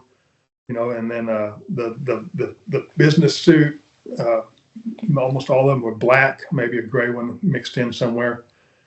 And some of them even wore hats. And they was in there, and my computers broke down. The whole system went down. And they went down for quite a while. So I said, okay, what's going on? We got somebody coming out here from Camp Fallujah to work on this. We're going to, So I got stuck in here with all these men, and by myself with the interpreter. It was our conversation. I tried to just bide the time by doing things, and they started out by telling jokes. I don't know if you call the bird flu epidemic that was going around in the Middle East back then, and it was in Turkey. I know that Turkey was being infiltrated by the bird flu, and there was danger of it coming into Iraq, maybe even northern Iraq had it at that time. And they started telling jokes, and one of them was about a bird flu joke, and the guy stood up, and of course my interpreter was having to interpret, but he would he would stand up and say something in Arabic, and the interpreter would tell me what he said, which he said, "Do you know why there will never be bird flu in Fallujah?" And everybody looks at me, and I said, it translates, I said, "No." And then the guy says no to him in Arabic, and then he goes, "Because the birds can never get into the city," and people kind of snickered, but then the interpreter said it to me in English, and I started laughing, and then everybody laughed out loud. It was funny. And then they kept on telling jokes. Well, the jokes led to some serious questions. I said, "Do you believe," they said, they wanted to know my opinion. Like I said, I try to stay out of politics. I'm representing the United States over there. But then they said, I said, "I got a question for you." I said, is there a civil war between the Sunnis and the Shiites? That was my question to them, one of my questions. And when my interpreter translated that, "Oh, no, everybody, no, not at all. There's not. We are Sunni and Shiite in this room." And I knew that too, because that's one of the things I wrote on their ID cards, Sunni or Shiite. Most of them Sunni, of course. I'm in Al-Anbar. But there were Sunnis and Shiites in that room. And they said, "We don't have a problem with each other." He said that the foreigners, they blow up a Sunni mosque one day, and they blow up a Shiite mosque the next day, and that we don't like it. We don't want them to do that. That they do that to stir the pot. And that's just an example of how their attitude and what they was teaching us, or teaching me. And I'm like, why can't y'all tell that to everybody else? Why don't we say everybody knows it, but the media doesn't want to announce that. They had an agenda, what their take was on it. And they wasn't fooled easily. They wanted security and safety for their people. I trusted a lot of them. But we also knew there was a lot of people that came in that pretended to be on our side, and we knew it. And if we pissed one of them off, which one guy's name was Musla, he's a lawyer who claimed to be a lawyer. He found his way in the CMOC every single day somehow, and he would always get in everybody's business. And if we said something to him like, you need to get out of here, which was not uncommon because he didn't need to be in there, we would get mortared that night. It seemed like every time. And that was just maybe it was imagination, but it just seemed like, there were some bad people. You can kind of tell when you deal with people face to face, you can start sensing things. Just like this guy that was the IED maker, I could sense that guy hated us. Then I could sense the guy that come in for an ID card, and he says, so I'd ask him, I could say it in Arabic, are you a Sunni or Shia? Because that's a redundant question, but where am I? Again, I'm in Fallujah, everybody's a Sunni. One guy got to say no. I said, I'm Shiite. Because I already wrote Sunni down on the card. I go, oh, all right. I scratched it out. Shiite. My Marines in the back said, sir, did you do this? This says Shiite. I said, yeah, no, that's right. Well, another day, a guy said Sunni, but he said it in a really reluctant way. And he went and sat down. He waited. And about 30 minutes later, he came up to me. He goes, sir, I said, I must not lie, that I'm a Christian. And that kind of hit me. I said, this guy, they took their religion very seriously. If they believed in something, and that's what made me trust a lot of them, because a lot of them were very devout to their Muslim religion, very devout. And an example of that is somebody from the States sent us boxes and boxes of playing cards. So we started giving playing cards to the kids. And there was one of my Marines sat down next to a kid, and the man, and do you know how to play cards? He was trying to play a game with him, and the man said, "Oh, no." He goes, and he looked at him. He goes, "He said that's gambling. We can't do that." And right away, I said, "Hey, put that away. We're not going to cross that line." And So that's what we did. So I trusted a number of them. Get back to your question. I built up a lot of trust with some of them, and some of them I couldn't trust. And you could kind of tell, in your heart as time went on, who they were, because they had a pretty tough life to live. We would walk. We said it one day. We had tiles in our building, which we had to sweep dust down every single day because it was always so dusty. And they said, living in Iraq, living in Fallujah, said that little line between the tiles, you have to stay on that line to stay alive. If you're too far on this side of it or too far on that side of it, somebody's going to kill you. And that was probably just summed up just the way it felt. I wasn't in Iraq. I was never out on the streets kicking in doors. That's what most people did that who was out in the streets. They was looking for bad guys. They was staying in that business. I was looking for good guys. And I think all of us were. And we trusted them to do the right thing. And a lot of them did. And they paid for it with their lives by doing the right thing. And I would say some of those Iraqis are the bravest people I've ever met in my life, just because of the circumstances they had to live under, which is pretty, you think about how brave would you be in this circumstance or anybody else?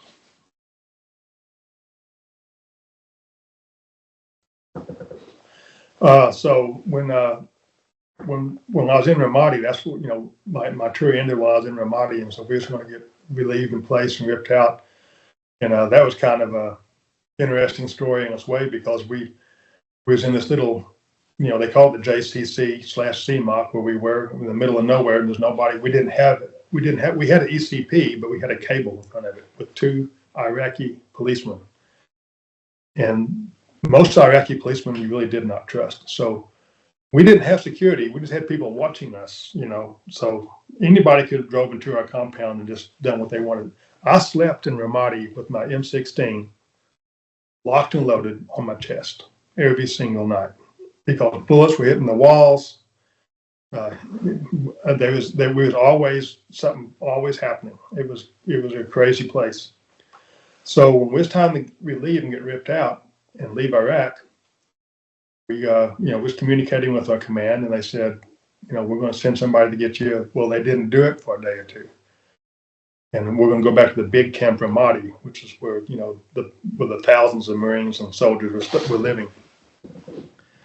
And so we called them again, and they said, well, we got a new battalion commander of the Marines. A colonel's coming. He's going to come out there, and they're going to look at the place, and we're going to rip you all out of there.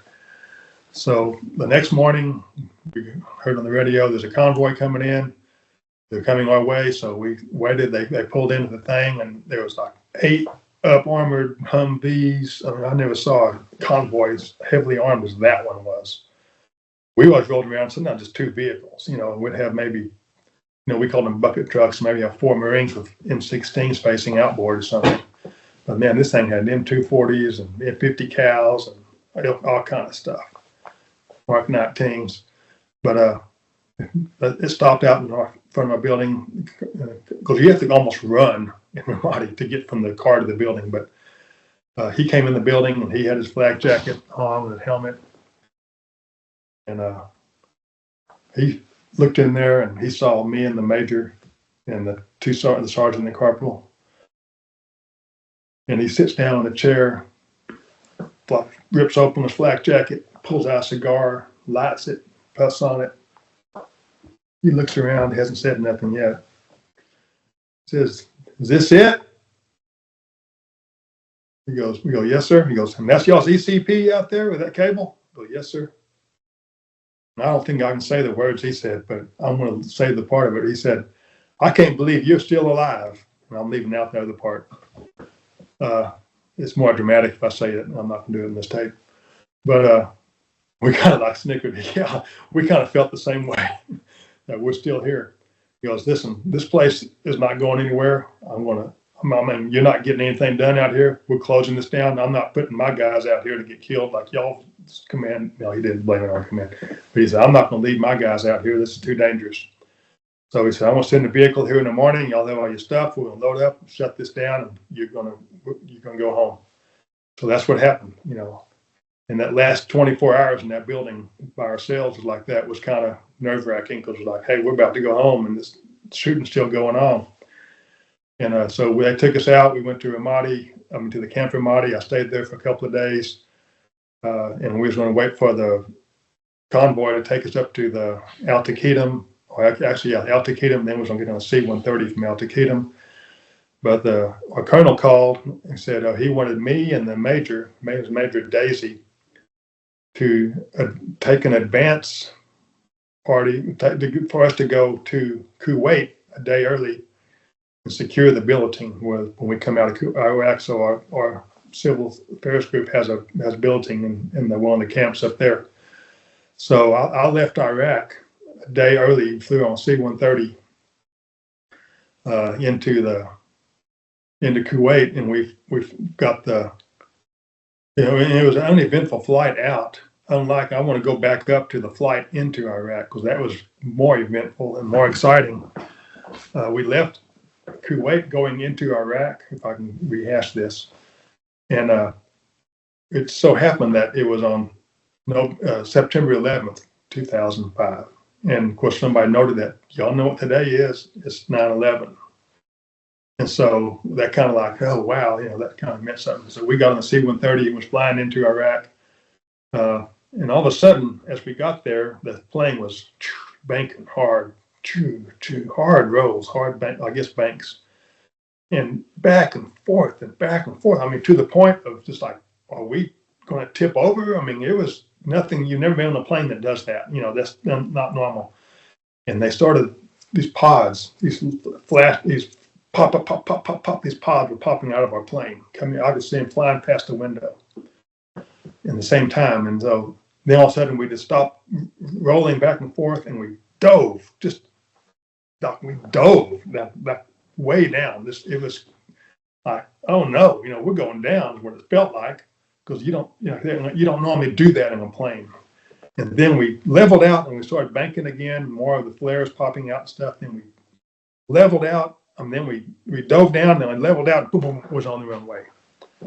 And they said that there was a threat of there was a threat they were going to try to shoot down a plane that night. What the whole purpose was. But anyway, that's one to throw that in because I thought that's a cool way to enter Iraq, of all things. So coming home was not as eventful. We stayed in Kuwait a couple of days, got good hot chow. We didn't get hot chows in the CMOC. We got one. Sometimes we got one a day if we was lucky. In Ramadi, we even got less. So a lot of MREs, care packages, and so forth was what we lived off of. From Kuwait, we got all the civil affairs group together. We got on a chartered plane and we flew home and we went to Shannon, Ireland, which was the same place we landed going in. But the difference was when we flew into Iraq at Shannon, we got off the plane and we walked straight from the plane. We left our weapons on the plane. We had a couple of gear guards up there. And we went straight to the pub in the middle of the airport. And we all drank a Guinness or more. And some guys drank more than one. But on the way home, not having any alcohol whatsoever in Iraq, we was all kind of looking forward to, we're going back to Shannon. I want to go back to that pub. I want to get a good cold one. Well, they had it blocked off. They had a mini pub set up inside the little terminal part we was in. That was blocked off. Well, they had beer. So we all lined up and we got beer and some people drank 3 or 4. I drank 1. That's all I was going to drink. But the one I drank going into Iraq, I had a hangover when I got to Kuwait. I'll tell you, that's how powerful that hit me. On the way back, I drank that beer. Nothing happened. We landed in Cherry Point. Nobody had a buzz, nobody nothing. They gave us near beer in Ireland. So I had a real Guinness and I had a near beer Guinness. And but I didn't expect this because we had been cleaning our weapons for the last couple of days. But we got into Cherry Point and they drove us to the armory. We got out and they said, "Clean your weapons." So here we were, cleaning rifles, shotguns. I had a shotgun, a 9mm, and an AR-15. I mean M16. And here I was cleaning all 3 of these weapons. And some people had machine guns and saws and stuff. And we was all working as fast as we could. The sun was going down, and most of the people had families waiting over there by the barracks, which is just a couple of 100 yards away from where we were. And as we got our weapons turned in, we could go to the celebration. So that was pretty cool, because a lot of the families are the people from the East Coast, especially. My family wasn't there because we lived too far away. And so our family, so we all went in there, and of course they greeted every time another Marine walked up around the hill to the corner where the barracks was. There was a bunch of cheers, and everybody had cases of beer and stuff, and they gave you a beer. And that's the first time I drank a real beer, and that really hit me. And it was just a Coors Light or something like that. And we all celebrated the fact that we was here. We got to meet up with all of our buddies that were wounded. We had several wounded from the CAG. The Marines I had that were killed were attached to us from the 8th Marines. They were not part of our CAG. Matter of fact, all the casualties, I knew 8 Marines that died in Iraq, and they was all attached to different units, but they all worked with me in different ways while I was in Iraq. And we had a pretty good celebration that night. We walked to one of the clubs on base, and we talked them to staying open a little longer because it was getting late.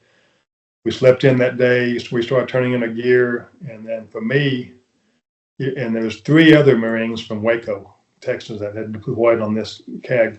Another warrant officer, a staff sergeant, and a corporal. Was just randomly picked to be part of this civil affairs group. And so we flew into Waco, and we had our own little celebration there. We had a welcome home, and I think TV cameras were there to show us, all 4 of us, with our families. And we were pretty much we were allowed to go home from that point because we all lived within an hour or 2 of Waco. But we were still on active duty. We still had things to do. We had more gear to turn in. We had to do some admin stuff. We had leave to save up that we had to either burn or sell. So we had about a minimum of 3 or 4 more days back at the reserve center. but it was, I don't know what day of the week it was, but they sent us home. I think we all allowed to stay for 2 days, then come back to the reserve center.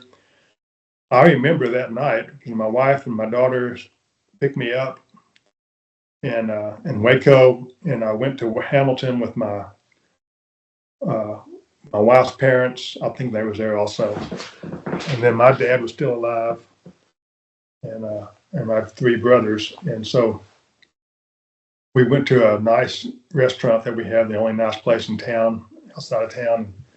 It must have been a Friday or a Saturday night because the place was packed, and I walked in there, and it's a little bit uncomfortable and weird to all of a sudden walk into this restaurant with all these people talking and eating, and just the noise, the excitement, and the atmosphere coming from where I came from. I kind of walked in there and was just kind of just set back. I didn't know what to think. And then there were several people in there who recognized me. So, and actually there was actually another Marine in there from my reserve unit that was actually in there that night, just with our close friends and stuff. But there were several people who did know I was in Iraq. I think one of my younger brothers was in there, and he saw me. He didn't even know I was coming home that day.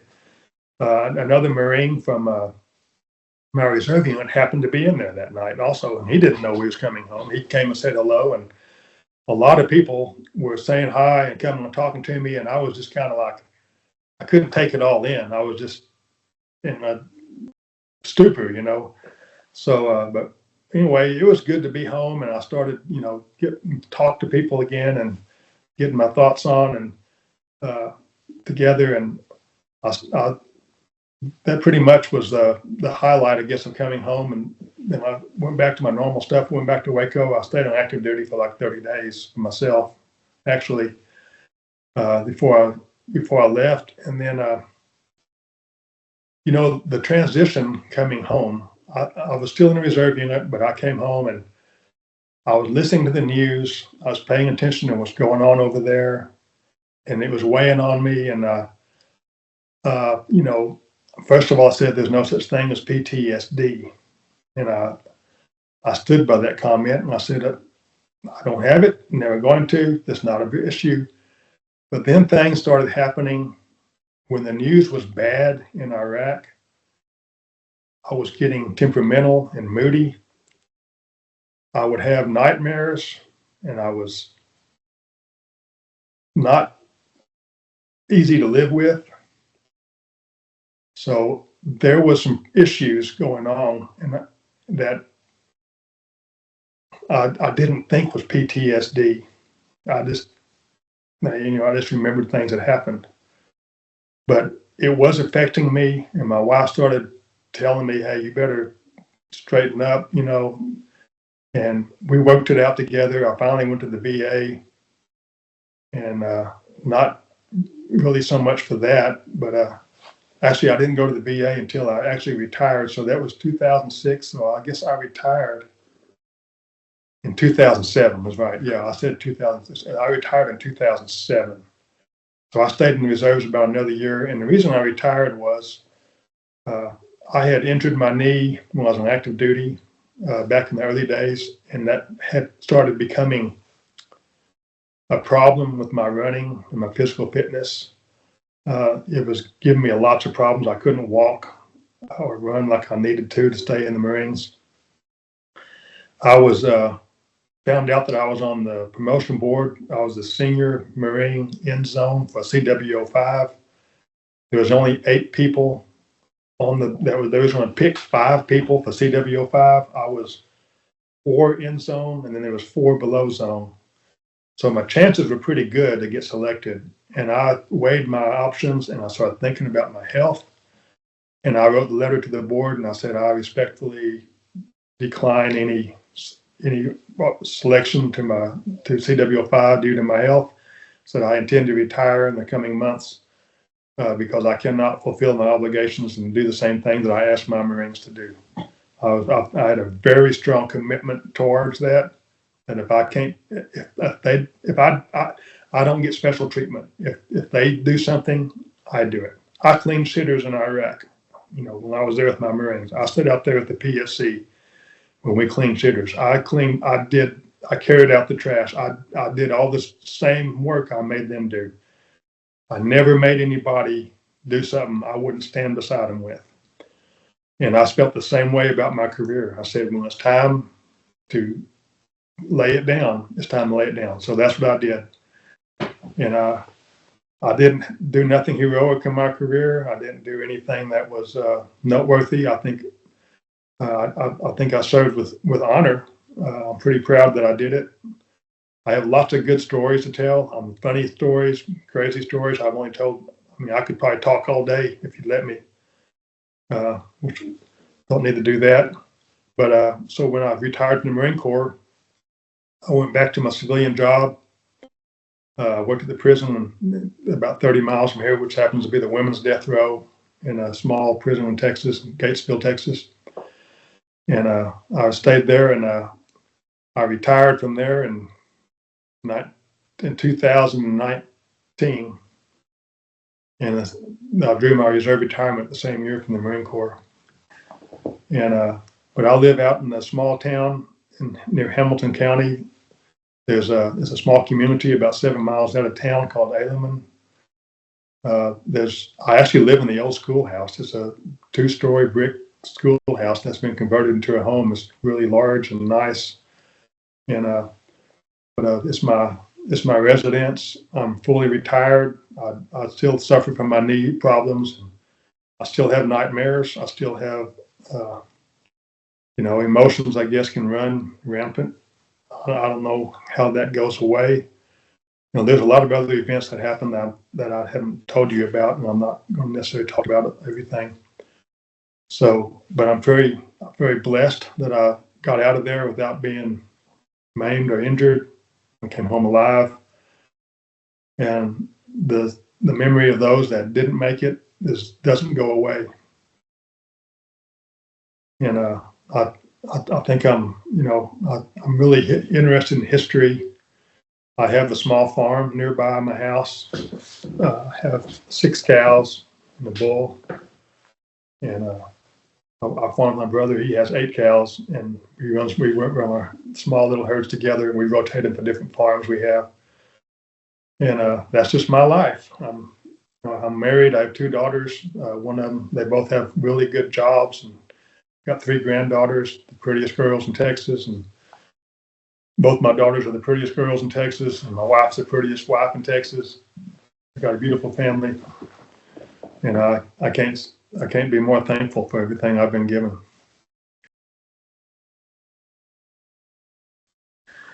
Well, I think that the conflict itself, I think we went in there with a noble cause, and a reason that, looking for the weapons of mass destruction, which, from my understanding is we found a lot of those weapons, but they were not necessarily new stuff. It was all old, dated stuff. So you can argue we succeeded or we didn't succeed, depending what your point of view is. I think that we had a lot of influence on them in a way, and in trying to stabilize the country, but events after we left turned sour for the people in Iraq. With ISIS, we still have bases there, which is encouraging. But I think on our mission, I think, being the officers and the commitment that the officers and the enlisted people had in the 6th CAG, we pulled together, and the best way to understand, we were just a bunch of American guys, and women, and we think differently, and we had a saying. It seems like everybody would say it to them because we saw them. We were helping, even not just us, but even the people that were doing security, the door kickers, inners. We were trying to give them a better life, a better outlook on life. And we kept on saying just to them, wake up, just wake up. and see what we're doing. Wake up and see, count the roses, see what's good's coming out of it. And we just said that subconsciously. That's kind of the way Americans think. Man, open your eyes, wake up, look at what's happening. Well, about the time that we left, the next CAG, it was the fifth, I don't know which one it was, that came back to relieve us. Maybe it's CAG 3. But they came in, and right away, there was a movement started, and it started in Ramadi, really. And it was called the Awakening. They called it the Awakening Movement. And within months of us leaving, suddenly in Ramadi, the street that, well, the parking lot, it wasn't a parking lot, but the driveway that I had to run from to get from the Humvee to the building, the street next to it, the most dangerous street, MSR, Michigan, and they was running a marathon there, or a mini 5K race down that same street, because the sheikhs woke up. They called it the Awakening, and they went and they got their tribes and their people, and they took these terrorists, these foreigners, they eliminated them. And that movement spread through Al Anbar, and I don't know if it went through all of Iraq or not, but all of Al Anbar, 6 months after we left, that was a whole new ball game. And I was just shocked when I saw that. It was a story in some Marine Corps publication that showed a bunch of people lined up in front of the building that I was staying in to run a 5K. And whatever it was, some kind of race. And I'm like, that's crazy. They're idiots, but it was happening, and it happened without a hitch. So that's what I think what our influence was. And I think that it was our 6th CAG. We had some great officers in our unit. We had Colonel Burdine was my platoon commander. And then we had 4 colonels. I can't think of all the names, but a lot of them are still active. I think one of them's a general now. He's a commanding general of the MAR-4 Res maybe, or something. I don't know what he is. I can't even think of his name. But Colonel Burdine was directly over my platoon or my detachment. And he's retired, but the heart of all these officers, the heart of all these enlisted Marines, we kept focus on trying to do things right, in spite of the fact when the day we lost those 2 Marines that we knew. I talked to all my young Marines and I said, listen, this happens in life. We have to move forward. We cannot stop. This is the fight. The fight is winning their hearts and their minds. And we regrouped from that. It was hard. It was really hard for a lot of guys who were really close with those Marines. But we said we have to move forward, and we did move forward. And even though sometimes your personal day-by-day actions don't seem good, or you see somebody who dies, or somebody gets blown up, and you experience all that, you go, is it worth it? And it's really not. It's not worth it to lose a life. But in the end, something good came out of it, at least for a short time. I think we laid the groundwork. Whatever happened after when the ISIS came in and changed that country, and I think that also led to their waking up and knowing that, hey, look what they did versus what we did. We didn't indiscriminately kill them like ISIS did to them, and I think they recognize that. And I'm pretty certain that, well, not certain, but I'm probably wouldn't be very far from the truth if knowing that almost everybody we worked with would be lucky to be alive today because of the situation they was in and the circumstances surrounding them. I know that my interpreter, the female interpreter we had, that I really thought she was a very amazing, strong person. She made it to the United States. She got a job with the Department of Defense as an interpreter. And I don't know further down the road what happened to her. I kind of lost contact with her. I don't think she was really didn't want a lot about her known, but we knew her, and she had a really sad story in her life, and she tried to make her life better, and she sided with us, and I think she was better off for it. But yeah, I think our job was there. I think we really I think we accomplished something, and I think it's because we had people, and sadly, we've had lost a lot of my buddies that have taken their own lives since we've left. Some of the guys, the officers that we've served with, and then others have just died from natural causes.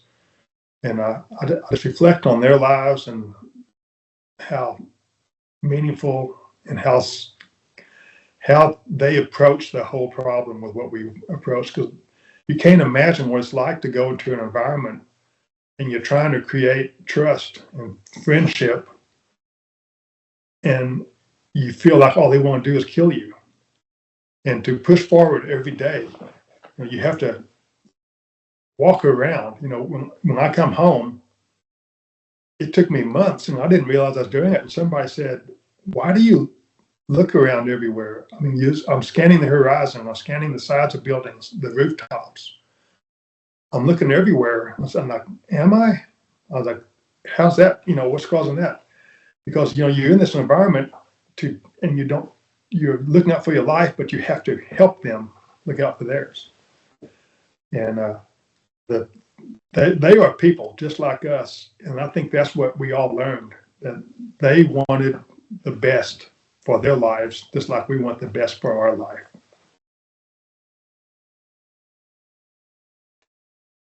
I think that the Marine Corps has really stepped up their training of young Marines to a level that was way over what I got when I went to boot camp and through my initial training. And that was evidenced by the guys I was with in Iraq, the young Marines that was especially the line companies, when I'd be with them, they looked out after me. In a lot of ways, I'd say I wouldn't be here if it wasn't for the young Marines and the training they received over what compared to my old age stuff from 1981. And I think, I don't keep up with what the Marine training, what they do all the time, but I do keep up with what the Marine Corps does, and I read all the stories when I see something. I think a lot of the Marines have really, they're back in the game. I think that they are in the game, and I think that they're on top of the situation, and I'm thinking that the leaders and the people are training them in the right direction. I see combat. I'm an old timer. I don't like the fact we got rid of our tanks, but looking at what's happening in Ukraine, the drones seem to be taking over and quite effectively. And I think technology and training in the advanced levels of warfare are important for our young Marines. And I think if we ever got into another situation like the Battle of Fallujah, I think we need to have tanks. But tanks are vulnerable to drones. They're the same thing. So I've seen quite a few videos of the drones attacking armored vehicles and infantry, and quite effectively. And so I think our Marines need to be prepared for that. Being older, I don't sit here and think about warfare and the methods of warfare and the conflicts like we do, but I do see things happening and I think that they need to be. We need to keep our technology level up, and I like to see our young guys. I like to see patriotism in our country. I'd like to see more of that, and it seems like more people don't want to swing that direction when they try to find conflict with it and find problems with it. Whereas I think we can, apparently the good people, I think, and the people that are joining our services nowadays, I think those are all the same kind of people like me that love our country and they want to do something. They want to feel needed and be valued for what they did. I guess the best things that ever happened to me was getting care packages from people that you don't know, and they say thank you. And somewhere here, I have a poster a kid drew that sent me in Iraq. It says, "Thank you for saving our country." And I thought, from the hearts of a kid, that's what it's all about. And this last year, I went to a Veterans Day celebration of this where my granddaughters go to school, and they had all the veterans from the grandparents and parents of the school children in the elementary school. And they had us out in the gymnasium in front of everybody, and they sang patriotic songs, and gave heartwarming speeches, and the kids paraded us and was introduced with everybody. And oh, that's everything I've done was validated right there. And that day, validate that I was important. And while you're doing it, sometimes you don't feel that way, but it all comes together. And those people, those teachers in that school are teaching them people to love their country. And that's what I like to see. And that's why I served. That's why I think all the young men and women that are going there nowadays, I think they're serving for that same cause, to love their country, put the country first. And I feel good about our Marine Corps right now. And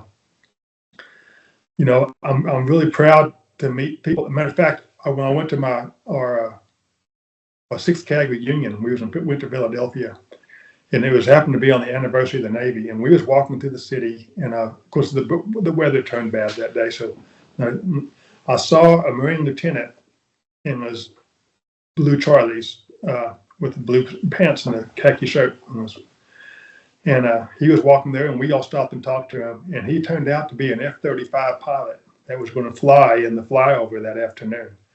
I took his picture. I said, with him, I said, I was so proud of you, guys like you that do this. And I said, well, I want to take a picture of those F-35s when they fly over and say, hey, I know this guy, But that's the kind of happiness that the joy of the young Marines give me to meet one. And he wasn't the only one that day. We met Marines, and we'd all stop. We was all a bunch of old retired guys, and they're probably thinking, who are these old fat men, But here we are, and we're loving them, and they're appreciating the talk because they don't get to talk to people who served, even in Iraq. Like he said, it's been 20 years since I left, and you just, they don't see those people every day anymore, and we lived it, and so they want to know.